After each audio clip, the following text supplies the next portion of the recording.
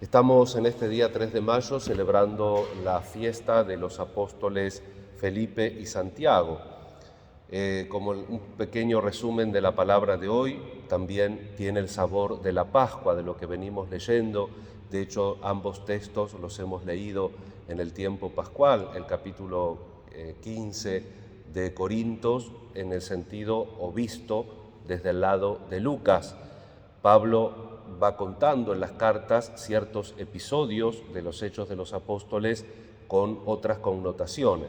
Y ciertamente que el Evangelio de San Juan, este texto ya lo leímos la semana pasada. Es importante ver el apostolado de Felipe, que de alguna manera participa en aspectos distintos de la evangelización.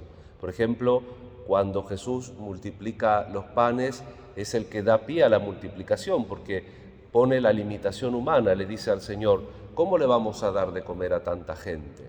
Es Felipe. Felipe también, el nombre Felipe y Andrés son de origen griego, y entonces lo buscan unos griegos y él va a buscar a Andrés y lo llevan al Señor.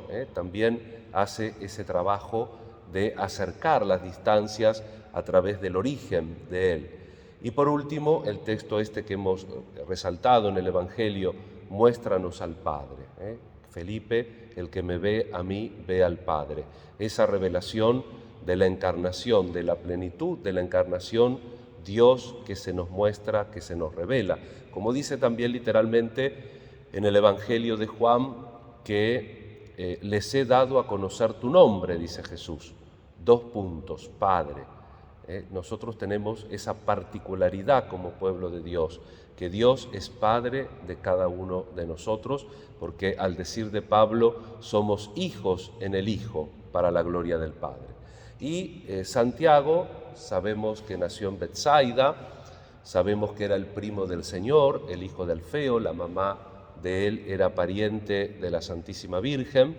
Sabemos que Santiago fue el primer obispo de Jerusalén y sabemos también que inclusive en la conversión de Pablo, cuando él va a ver a los apóstoles para estrechar la mano en señal de comunión, en una ocasión solamente lo ve solamente a Santiago.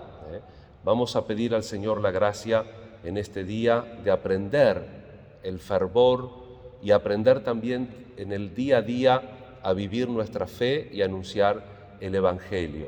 La tradición, y por eso estamos celebrando de rojo, cuenta que murieron mártires.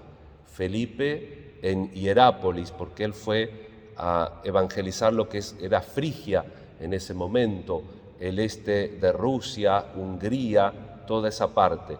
Y muere en Hierápolis, que es una ciudad que no existe más, que son una ruina arqueológica que están en Turquía. Fijémonos también cómo todo pasa y la palabra de Dios no pasa. Si uno va ahora a Hierápolis, es un yacimiento arqueológico nada más, con la fuerza de los monumentos, con la fuerza de la historia, pero ahí ya no hay nada. ¿Qué composición de lugar? Una ciudad, pensemos en la ciudad más grandiosa que hay hoy. De 2000 años puede ser que no quede nada. Sin embargo, la palabra de Dios queda, sin embargo, el anuncio de Jesucristo, cielo y tierra pasarán, dice Jesús a sus apóstoles, pero mis palabras no pasarán. Y no estamos hablando del fin del mundo, estamos hablando en las estructuras. ¿Qué queda de Éfeso? Cuando uno va a Éfeso es impresionante porque te hacen bajar por la calle principal y desemboca en la biblioteca, y después te vas por un costado y ves el anfiteatro, y en la época de Pablo el agua del mar estaba prácticamente ahí, ahora está a kilómetros. Por eso hizo que a través del tiempo esa ciudad hoy fuera unas ruinas esplendorosas, pero ruinas al fin. Por eso también la celebración de los apóstoles nos invita a confiar en la siembra de la palabra.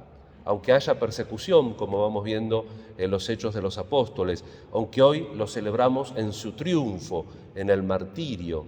Felipe, como les decía, en Hierápolis fue lapidado y crucificado. Y Santiago en Jerusalén fue despeñado del templo. La tradición dice que cayó de rodillas y como Jesús perdonó a los que lo habían condenado a muerte, Anás II, como Santiago era una persona muy querida en Jerusalén, el sumo sacerdote Anás II lo quiso motivar para que le dijera a la gente que lo de Jesús era mentira, que era un fracaso. Y él, por supuesto, cuando habló delante de la gente, dio testimonio con valentía de la verdad y por eso lo despeñaron. Nos encomendamos a la intercesión de los apóstoles, pedimos al Señor por nuestras necesidades, por nuestras intenciones y le pedimos al Señor la gracia de ser, en la medida de nuestra fragilidad, lo más fieles posible al Evangelio. Que así sea.